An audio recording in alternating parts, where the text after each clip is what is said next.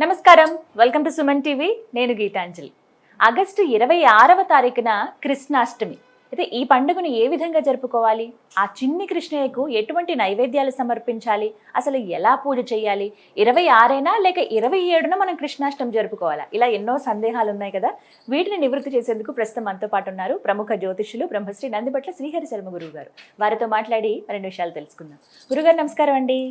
వాగర్థ వివ సంపృక్తౌ వాగర్థ ప్రతిపత్తయే జగతః పితరౌ వందే పార్వతీ పరమేశ్వరౌ. సదాశివసమారంభాం శంకరాచార్య మధ్యమాం అస్మదాచార్య పర్యంతం వందే గురు పరంపరాం. ఆదిత్యాయ చ సోమాయ మంగళాయ బుధాయ చ గురుశుక్ర శనిభ్యశ్చ రాహవే కేతవే నమః. శృంగేరి జగద్గురు పీఠాధిపతులకి, కంచి పీఠాధిపతులకి నమస్కారములు తెలియజేసుకుంటూ కార్యక్రమాన్ని ప్రారంభిద్దాం. గురువుగారు, ఆగస్టు 26వ తారీఖున కృష్ణాష్టమి అని మేము క్యాలెండర్లో చూస్తున్నాం. కానీ కొంతమంది అంటున్నారు 27న జరుపుకోవాలి పండగ అంటున్నారు. ముందుగా ఈ సందిగ్ధతను నివృత్తి చేయండి. ఎందుకనంటే ఏ రోజున జరుపుకోవాలో ఒక క్లారిటీ వచ్చేస్తే ఆ రోజున పండగ జరుపుకుంటాము. 26న లేక 27న కృష్ణాష్టమి? కృష్ణాష్టమి అంటే కృష్ణుడు జన్మించినటువంటి రోజమ్మ. అయితే మనకు గమనించుకున్నట్లయితే పీఠ సాంప్రదాయం ప్రకారం కనుక చూసుకున్నట్లయితే వారు మనకు ఏం చెప్తారనంటే మనిషి యొక్క పుట్టుక మరణం అనేటువంటివి ఉంటాయి ప్రతి వ్యక్తికి కూడా. అయితే పుట్టినరోజు నాడు అనేటువంటిది దేన్ని ప్రామాణికంగా తీసుకోమని చెప్తారు అంటే నక్షత్రాన్ని ప్రామాణికంగా తీసుకొని నక్షత్రం ఉన్నటువంటి రోజున, అంటే ఏ నెలలో పుట్టాం, భాద్రపద మాసమా లేదా ఆషాఢ మాసమా కార్తీక మాసమా, ఏ నెలలో పుట్టామో ఆ రోజున మనం ఏ నక్షత్రంలో పుట్టామో ఆ మాసములో ఆ నక్షత్రం వచ్చిన రోజున పుట్టినరోజు జరుపుకోమనేది ఒక శాస్త్ర ప్రమాణం. అలాగే మరణించిన తర్వాత మరణం ఏ తిథి అవుతుందో అది వర్ధంతిగా జరుపుకుంటారు. కానీ మనకేంటంటే మనకు తిథి ప్రోక్తమైనటువంటి గణాంకములుగా ఉన్నటువంటి ఆచారం ఉన్నది కాబట్టి మనము ఏ జన్మించినటువంటి తిథి ఎప్పుడు ఉంటుందో అప్పుడు మనం పుట్టినరోజు జరుపుకునేటువంటి ఆచారంగా ఉంది. అయితే దీన్నే మనము కొన్ని సందర్భాల్లో మనం ఆపాదించుకున్నట్లయితే అంటే శాస్త్ర ప్రమాణాన్ని అనుసరించి మనం వెళ్ళాలి. శ్రీకృష్ణ భగవాన్ల వారు బహుళ అష్టమి తిథి రోజున రోహిణీ నక్షత్రము మధ్యరాత్రి జన్మించినటువంటిగా చెప్పబడి ఉంది. కాబట్టి ఈ యొక్క 26వ తారీఖు రోజున అష్టమి తిథి కలిసి వచ్చినది. రోహిణీ నక్షత్రము కూడా మనకు రాత్రిపూట వ్యాప్తమై ఉన్నది. 26న జరుపుకోవాలి. అయితే స్మార్త జన్మాష్టమి, వైష్ణవ జన్మాష్టమి అని రెండుగా విధాలుగా జరుపుకుంటుంటారు. ఉగాది పండుగ రోజు కావచ్చు, అలాగే ఈ యొక్క శ్రీకృష్ణ జన్మాష్టమి పండుగ రోజు కావచ్చు, శ్రీరామనవమి సందర్భంగా కావచ్చు, కొంత ఆచారాన్ని బట్టి తీసుకునేటువంటి ప్రామాణికాలను బట్టి తేడా వస్తుంటుంది. వీక్షించేటువంటి సుమన్ టీవీ ప్రేక్షకులు కూడా ఎప్పుడు మనకి గందరగోళమేనా అని చెప్పి చాలా మంది బాధపడుతుంటుంటారు. కొంతమంది కామెంట్స్ రూపంలో చూస్తుంటాం, మిగతా ఎవరికీ లేనటువంటి మన హిందూ ధర్మంలోనే ఎందుకు అని. అంటే మనకు అనేక సిద్ధాంతాలు ఉన్నాయమ్మా. ఆ సిద్ధాంతాల ప్రకారము ప్రామాణికం అంటే ఏ ప్రాంతం వాళ్ళు ఏ సిద్ధాంతాన్ని అనుసరిస్తారో వాళ్ళు ఆ ప్రామాణికాన్ని చూసుకోవాలి. ఇప్పుడు బారహస్పత్యమానం అనేటువంటిది ఉత్తరాది వాళ్ళు చూస్తారు, సౌరమానం అనేటువంటిది తమిళనాడు కేరళ వాళ్ళు చూసుకుంటారు, మహారాష్ట్ర కొన్ని ప్రాంతాలు. అలాగే చాంద్రమానం అనేటువంటిది మన కర్ణాటక, తెలుగు, ఆంధ్ర, తెలంగాణ ప్రాంతాలు చూసుకుంటారు. కాబట్టి ఏ ప్రాంతాన్ని అనుసరించి ఏ ప్రమాణాన్ని అనుసరిస్తున్నారో దానికి తగినటువంటి విధానంగా వచ్చేటువంటి పండుగలను జరుపుకుంటే ఏ ఇబ్బందులు ఉండవు. అందరినీ కూడా మనం ఆమోదించిన వాళ్ళం అవుతాం. అంటే పండుగలు రెండుగా వచ్చినంత మాత్రం కన్ఫ్యూజన్ ఏముందమ్మా, 2 రోజులు చేసుకోండి. అంటే 26న రాత్రి ముహూర్తం కాబట్టి 27న తెల్లారి జరుపుకోవాలి, లేకపోతే 26 ఉదయమే ఇంట్లో దీపారాధన చేసుకోవటం, 26వ తారీఖు రోజునే మనం చేసుకోవడము. రాత్రి వ్యాప్తముగా రోహిణీ నక్షత్రం ఉంది కాబట్టి రాత్రి వ్యాప్తముగా రోహిణీ నక్షత్రం అనేటువంటి సూర్యాస్తమయం కంటే ముందే రోహిణీ నక్షత్రం ప్రవేశిస్తుంది 26వ తారీఖు రోజున. కాబట్టి ఆ రోజున చక్కగా జరుపుకోవచ్చమ్మా. 26వ తారీఖు రోజున స్మార్త ఏకాదశి, 27వ తారీఖు రోజున స్మార్త అష్టమి, 27వ తారీఖు రోజున వైష్ణవ అష్టమిగా జరుపుకోవచ్చు, తప్పేమీ లేదు. ఇది ప్రామాణమే. కానీ వీక్షించేటువంటి సుమన్ టీవీ ప్రేక్షకులు కూడా శ్రీకృష్ణ జన్మాష్టమి అని అంటే ఏదో శ్రీకృష్ణుడి యొక్క జన్మదినంగా అనేటువంటిది కాకుండా దీనికి ఒక ప్రత్యేకమైనటువంటి విశిష్టత ఉందమ్మా. ఏంటంటే మనకున్నటువంటివి అహోరాత్రములు 4, అంటే రాత్రిపూట వ్యాప్తమై ఉన్నటువంటి పండుగలు జరుపుకునేటువంటివి 4. ఒకటి శివరాత్రి, హా. రాత్రిపూటనే శివరాత్రి జరుపుకుంటాం. చేస్తాం. 2 మదన పూర్ణిమ, పాల్గొన పూర్ణిమ అని అంటారు. ఓ అది 3వది ఈ యొక్క జన్మాష్టమి, 4వది దీపావళి అమావాస్య. హా. ఈ 4 రోజులలో మ్మ్. 100 సూర్యగ్రహణములు కలిస్తే ఎంతటి పుణ్యఫలం ఉంటుందో ఈ ఒక్క రోజుల్లోనే రాత్రి సమయంలో అంతటి బలం ఉంటుంది. కాబట్టి ఉపాసనా పరులు ఈ 4 రోజుల కోసం ఎదురు చూస్తుంటారు. మ్మ్. సంవత్సరం మొత్తంలో గ్రహణాలతో ఎలా అయితే ఎదురు చూస్తారు, ఎందుకంటే ఆ సమయంలో చేసినటువంటి పూజ 1000 రెట్ల ఫలితాన్ని ఫలితం ఇస్తుంది. వస్తుందండి. ఆహా, అందుకని ఆ 4 రోజులు. ఇంతకీ మరి ఈ కృష్ణాష్టమిని మేమందరం ఎలా జరుపుకోవాలో తెలియచేయండి గురువుగారు. అంటే విగ్రహాలు పెట్టుకుంటాము, ఆ చిన్ని కృష్ణని అందంగా అలంకరించి ఇల్లంతా పాదాలు వేసుకొని గుమ్మం దగ్గర నుంచి, ఇంట్లో చిన్నపిల్లలు ఉంటే వాళ్ళకి కూడా కృష్ణుడి వేషం వేసి ఇలా మురిసిపోతూ ఉంటారు. అన్ని నైవేద్యంగా పెట్టేస్తూ ఉంటారు. అంతే, అక్కడ వరకు పూజ మాత్రమే. ఒకవేళ వెసులుబాటు ఉంటే దగ్గరలో ఏదైనా కృష్ణాలయం ఉంటే వెళ్ళి వచ్చేస్తూ ఉంటారు. ఆ రోజు అలాగే మేము చేసుకుంటాం. కానీ ప్రత్యేకంగా నియమం అంటూ ఉందా, ఏ విధంగా కృష్ణాష్టమి జరుపుకోవాలి అని? కృష్ణాష్టమి జరుపుకునే విధానము ప్రతి కుటుంబంలో కూడా అందరూ ఓన్ చేసుకున్నారమ్మా ఈ కాలానికి. ఎందుకనంటే పిల్లలు లేని కుటుంబం అంటూ ఉండదు. ఆడపిల్ల మగపిల్ల అనే తేడా లేకుండా కృష్ణుడి వేషం వేయించుకొని ఆడపిల్లలకి సరదా వేస్తారు. పడుతుంటారు. అవును.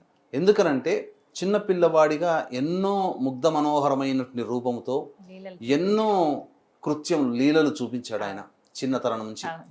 చాలా మంది ఏమనుకుంటారంటే సందర్భం వచ్చింది కాబట్టి చెప్తున్నానమ్మా, మ్మ్. ఈ గోపికలందరూ స్నానం ఆచరిస్తుంటే వాళ్ళ వస్త్రాలన్నీ దొంగలించాడు, వెన్న దొంగలించాడు, ఇలా చెప్పుకుంటుంటారు. మ్మ్. కానీ మనకు అసలు భాగవతం ప్రకారం కనుక చూసుకుంటే గోవర్ధనగిరి పర్వతము ఎత్తడానికంటే ఒక వర్షము అంటే ఒక సంవత్సరం ముందే ఈ యొక్క గోపికా స్త్రీలైనటువంటి వస్త్రాలను ఆహ్వానించాడని మనకు భాగవతం ద్వారా తెలుస్తుంది. ఆహా. అంటే గోవర్ధనగిరి ఏ సంవత్సరంలో ఎత్తాడు? 7వ సంవత్సరంలో. శ్రీకృష్ణ భగవానుల వారికి తను 7వ సంవత్సరంలో నడుస్తున్నప్పుడు ఆ గోవర్ధనగిరి పర్వతాన్ని ఎత్తాడు. అంటే 6వ సంవత్సరంలో వస్త్రములు దొంగిలించాడు. చిన్న పిల్లవాడికి ఏం ఆలోచనలు ఉంటాయి? కాబట్టి ఒక దేవతా భావనతో స్వరూపముగా భావిస్తూ మనం దాన్ని ఆ విధంగా అర్థం చేసుకోవాలి తప్ప ఇప్పుడు విపరీత అర్థాలు అనేటువంటివి వస్తున్నాయి. ఈ జనాలు కూడా ఇదే నిజమేమో అని చెప్పి నమ్ముకుంటున్నారు, అంతే తప్ప అందులో లేదు. అయితే ఆ యొక్క కృష్ణాష్టమి రోజున ఎలా జరుపుకో? సూర్యోదయం కంటే ముందే లేచి కాలకృత్యాదులన్నీ తీర్చుకొని చక్కగా ఇల్లంతా శుభ్రపరచుకొని ఆ రోజున ఇంట్లో ఆవు నేతితో దీపారాధన చేసి వెన్నతో వచ్చినటువంటి నెయ్యి అయితే ఆవు నెయ్యి అయితే చాలా శ్రేష్టం. ఎందుకంటే వెన్న దొంగలించాడు అని చెప్పుకుంటుంటారు కదా. కాబట్టి వెన్నతో తాము చిరిగినటువంటి వెన్నతో వచ్చినటువంటి ఆవు నేతితో కనుక ఆ యొక్క కృష్ణ భగవాన్ వారి యొక్క చిత్రపటం ముందర కానీ విగ్రహం ముందర కానీ చక్కగా పంచోపచార పూజలు జరిపించి దీపారాధన చేసి పంచోపచారాలు పూజ జరిపించి స్వామి వారికి ఆవు పాలు నైవేద్యంగా పెడితే సరిపోతుంది. ఆవు పాలు నైవేద్యం. ఇక తర్వాత విష్ణు ఆలయ సంబంధం ఏదైనా కానీ, ఎందుకంటే విష్ణు స్వరూపమే కదమ్మా కృష్ణ భగవాన్ వారు. దగ్గరలో ఏదైనా కృష్ణుని యొక్క దేవాలయాలు ఉంటే గనక దేవాలయానికి చేరుకొని ఆ కృష్ణనామ జపం చేసుకుంటూ ఆ రోజు ఉండొచ్చు అమ్మా. దేవాలయం చేరుకుని స్వామివారిని దర్శనం చేసుకుని స్వామివారికి అర్చనాభిషేకాదులు జరిపించి ఉండవచ్చు. ఇక రావి చెట్టు దగ్గరికి ఖచ్చితంగా వెళ్ళాలమ్మా ఆ రోజున. ఎందుకనంటే అశ్వత్థ వృక్షం అనేటువంటిది నారాయణ స్వరూపం మనకు చెప్పబడినటువంటిది. అలాగే ఈ యొక్క అశ్వత్థ వృక్షము దగ్గర తూర్పు వైపున కూర్చొని విష్ణు అష్టోత్తరం 3 సార్లు పారాయణం చేయాలి. లేదా విష్ణు సహస్రనామం ఓపిక ఉంటే విష్ణు సహస్రనామ పారాయణం చేసిన తర్వాత అప్పుడు నారాయణాయ నమః అంటూ 27 ప్రదక్షిణలు చేసి ఆ యొక్క రావి చెట్టు దగ్గర ఆవు నేతితో పెట్టినటువంటి దీపారాధన చేసి వెనక్కి తిరిగి చూడకుండా ఇంటికి రావాలి. ఇక సాయంకాల సమయంలో ప్రధానంగా విష్ణువు యొక్క పాదముద్రలు ఇంట్లో వేయాలమ్మా. ఎందుకంటే సాయంకాలం వేయాలి. ఎందుకంటే సాయంత్రం 4:30 తర్వాత ఈ యొక్క రోహిణి నక్షత్రం వస్తుంది ఆ రోజున. కాబట్టి ఆ రోహిణి నక్షత్రం ప్రవేశం చేసిన తర్వాత విష్ణు భగవాన్ యొక్క అవతారం శ్రీకృష్ణ భగవాన్ వారు కాబట్టి ఆ శ్రీకృష్ణ చిన్ని కృష్ణుడు మన ఇంటికి వస్తున్నట్టుగా ఆ స్వామి వారికి అంటే మన ఇల్లంతా కలియ తిరుగుతున్నట్టుగా పాదముద్రలు వేయచ్చు. వేసి పూజా మందిరం దాకా ఆ పాదముద్రలు ఉండాలి. ఉండిన తర్వాత అక్కడ ఆ స్వామి వారి విగ్రహానికి అంటే ఈ రోజు కూడా తమ సొంత పిల్లల్ని ఎంత ప్రేమగా ఆదరిస్తారో ఆ యొక్క విగ్రహానికి కూడా అదే విధంగా ఉంటుందమ్మా.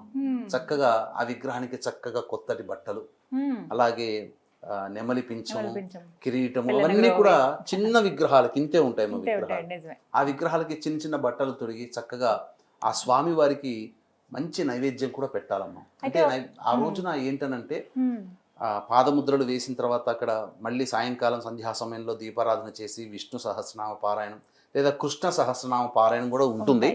అది తీసుకున్న తర్వాత, అది చేసిన తర్వాత నైవేద్యముగా శొంఠి, మిరియాలు మరియు బెల్లము వీటిని కచాపిచిగా దంచితే ఒక లేహ్యం లాగా తయారవుతుంది.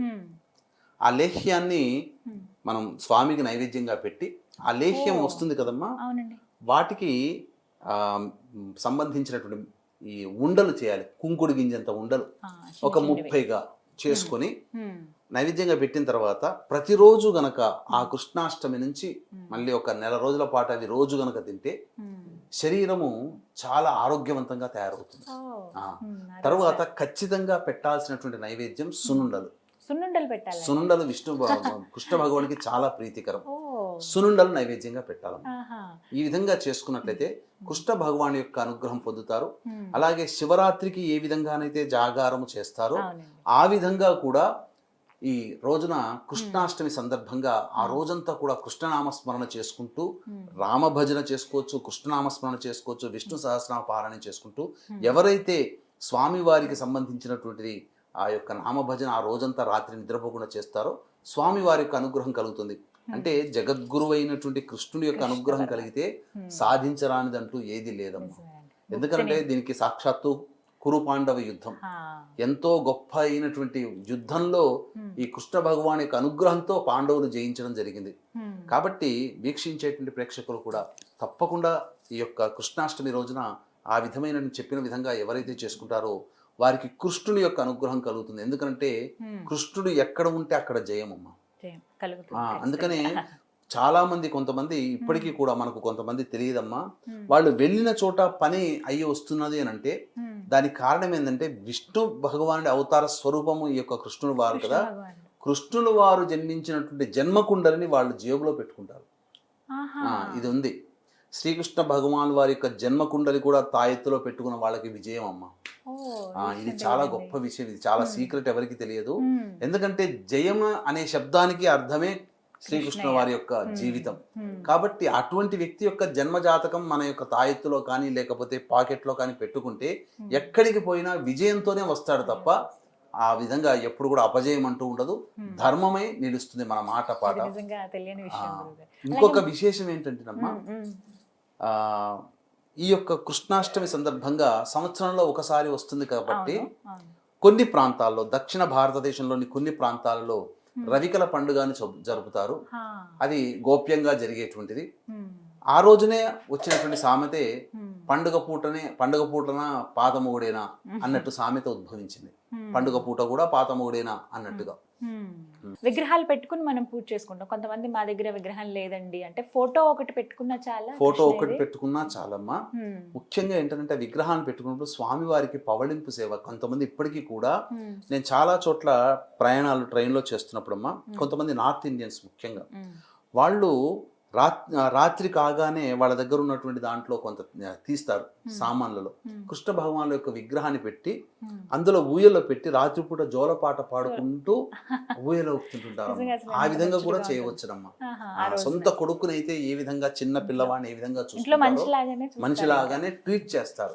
కృష్ణ భగవాన్ వారు ఉన్నట్టుగానే ఏ పదార్థం చేసినా కృష్ణ భగవాన్ వారికి నైవేద్యంగా చిన్ని కృష్ణ, చిన్నయ్య అని పెట్టి చేసేవాళ్ళు ఉన్నారు. కృష్ణ భక్త సమాజం వాళ్ళు ఖచ్చితంగా చేస్తారమ్మా. అయితే ఫోటో ఒకటి పెట్టుకున్నా చాలండి. అయితే ఆ ఫోటో ఎలాంటిది పెట్టాలనేది, ఇప్పుడు రాధాకృష్ణుల ఫోటో ఎక్కువగా మనం చూస్తూ ఉంటాం. అదా లేకుంటే ఆవు వెనకాల ఉండి పిల్లని గ్రోవి వాయిస్తున్నట్లుగా కృష్ణ భగవానుడు ఉన్న ఫోటోస్ ఉంటాయి, అలాంటివి పెట్టొచ్చా? రాధాకృష్ణుల యొక్క ఫోటో గనక పెట్టుకున్న వాళ్ళకి ఏంటంటేనమ్మా, వారికి కుటుంబంలో దాంపత్య సమస్యలు ఎవరైతే ఉంటారో ప్రేమ ఆప్యాయతలతో మెలుగుతుంటుంటారు. ఎందుకనంటే రాధా అమ్మవారిది మాయాస్వరూపం. అంటి పెట్టుకున్నంత మాత్రాన అతను మనకు చెప్పేటువంటి తత్వం ఏంటంటే ప్రేమతత్వంతో ఉండండి అని చెప్తుంటారు. కాబట్టి ప్రేమతత్వం అనేది అలవాటు పడుతుంది. అలాగే గోపికా కృష్ణుడు పిల్లన గ్రోవు వాయిస్తున్నట్టుగా గనక ఉన్నట్లయితే అది చాలా చక్కటి విజయం కలిగిస్తుందమ్మా. కానీ కొంతమంది కుటుంబాలలో యుద్ధం చేస్తున్న సందర్భంలో కృష్ణుడు ఉగ్రరూపంగా కనిపిస్తూ ఉంటుంటాడు. నిజంగా. అవి పెట్టుకోకూడదమ్మా, ఇంట్లో అసలు అసలు ఎక్కడ పెట్టుకోకూడదు, పెట్టద్దు. అట్లాంటి పెట్టుకోకూడదు. భీష్ముని వధించేటువంటి సందర్భంలో చక్రాన్ని, బండి చక్రాన్ని కూడా ఇట్లా ఎత్తుతున్నటువంటివి పెడతారు. ఏంటంటే అదేదో ఫ్యాంటసీ కోసం పెట్టుకుంటారు, ఘట్టం కానీ అన్నట్టుగా తీసుకుంటారు. అది కాదమ్మా. అయితే గీత బోధిస్తున్నట్లుగా అర్జునుడికి ఉంటాయండి కొన్ని ఫోటోలు కొన్ని కానీ, ఫోటోలు. కొన్ని గోడకే అలా వాళ్ళు ఆర్కిటెక్చర్ అలా చేయించుకుంటారు. అవి చేసుకోవచ్చు అమ్మా. ఎందుకంటే సాక్షాత్తు పరమాత్మ స్వరూపము విశ్వస్వరూపాన్ని సూచించేది కాబట్టి, ధర్మాన్ని బోధిస్తున్నటువంటిది కాబట్టి, ఎవరి కుటుంబంలోనైతే ధర్మబద్ధంగా ఉండాలనుకుంటారో అటువంటి ఫోటో పెట్టుకోవచ్చు. అలాగే పంచలోహంతో ఉన్నటువంటి చిన్న చిన్న విగ్రహాలు ఉంటాయండి, అవి ఆ రోజున చేసుకోవచ్చు. అవి పంచలోహ విగ్రహాలు మంచిది, దానికేం తప్పు లేదు. మట్టివి కానీ, మట్టివి కానీ ఇత్తడితో చేసినవి కానీ తప్పు లేదమ్మా. ఇవన్నీ కూడా మనం అక్కడ పూజలో పెట్టుకుని చేసుకోవచ్చు అమ్మా, చాలా చక్కగా చేసుకోవచ్చు. ఇది చాలా గొప్పదైనటువంటిదమ్మా. ఈ కృష్ణాష్టమి రోజున ఎవరైతే విష్ణువుని ధ్యానం చేస్తారో వారికి సంపూర్ణమైనటువంటి యోగం కలుగుతుంది. వీక్షించేటువంటి సుమన్ టీవీ ప్రేక్షకులు గమనించాల్సింది ఏంటంటే 31వ తారీఖు రోజున శని త్రయోదశి పుష్యమి నక్షత్రం కలిసి వచ్చిందమ్మా. 31వ తారీఖు రోజున అది చాలా అద్భుతమైనటువంటిది. శ్రావణ మాసంలో వచ్చే శని త్రయోదశి అది. కాబట్టి వృషభ, మిథున, కర్కాటక, సింహతుల, వృశ్చిక, మకర, కుంభమీన రాశిలో జన్మించిన వారికి శనిదోష పరిహారార్థమై శనీశ్వర హోమం, అఘోర పాశుపత మంత్ర హోమంతో పాటు విద్య, వివాహ, ఉద్యోగ, దాంపత్య, అనారోగ్య సమస్యల నివారణకి 18 రకాల హోమాదులు మరియు గత జన్మ కర్మదోష నివారణకి కర్మదోష నివారణ పూజలు అనేటువంటివి కేవలం 1500 రూపాయల రుసుముతో చేయించడం జరుగుతుంది. అవకాశం ఉన్న వాళ్ళు కార్యక్రమ తదనంతరం కాంటాక్ట్ చేసి పూర్తి వివరాలు తెలుసుకోవచ్చు. అలాగే సంవత్సరం పొడుగుతో కూడా మా ఆధ్వర్యంలో ఒక్కొక్క క్షేత్రంలో కుటుంబ సభ్యుల గోతనామాలతో కూడా జరిపించడం జరుగుతుంది. ఆ వివరాలు కూడా మీరు తెలుసుకోవచ్చు. చాలా చక్కగా వివరించారు గురుగారు. ఒక సందిగ్ధత అయితే వేడింది 26, 27 అని చెప్పి. ఇంట్లో అయితే చక్కగా 26న చేసుకోవాలి. అలాగే ఆలయానికి వెళ్ళి కూడా మీరు ఆ కృష్ణ భగవాన్ దర్శించుకుంటామన్నారు. అలాగే ఒక మంచి పరిహారం కూడా ఆరోగ్యపరంగా చెప్పారు. అలాగే జ్ఞానాన్ని, ముక్తిని ప్రసాదించి ఆ కృష్ణయ్యని ఎలా వేడుకోవాలో కూడా తెలియజేశారండి. ధన్యవాదాలు. సర్వం శ్రీ ఉమామహేశ్వర పరబ్రహ్మార్పణమస్తు.